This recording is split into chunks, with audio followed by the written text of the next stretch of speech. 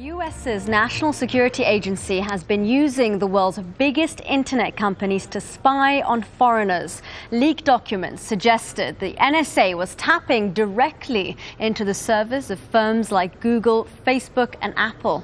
The head of the agency confirmed it has been collecting information, but only about non-US citizens. On Thursday, it was revealed the NSA has been monitoring the phone records of millions of Americans. Well, joining us live now from California, San Jose, is Declan McCullough. He's a writer for CNET, a tech website in the US. And Declan, there's so much confusion over what exactly the NSA are accessing. I mean, if I'm a 20-something guy living in the United Kingdom with no connection to any terrorist group, should I be worried that my Facebook messages are being read by agents in the US?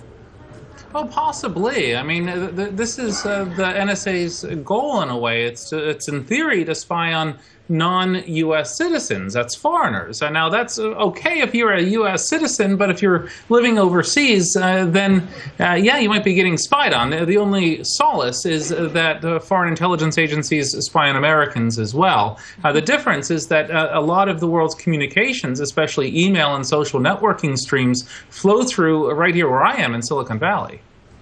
Would these companies like Google, Apple, Facebook necessarily know about it if the NSA were accessing this information? Because they've actually remained pretty quiet over all of this.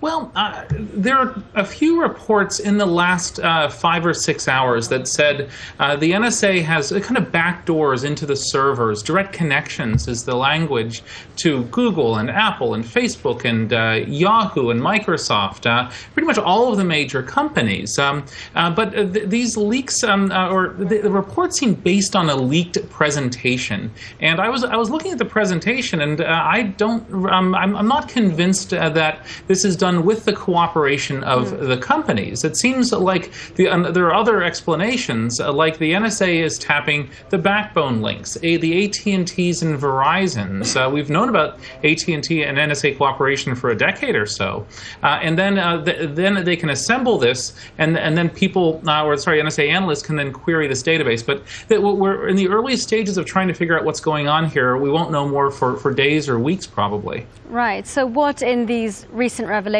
by the Guardian paper has most surprised you?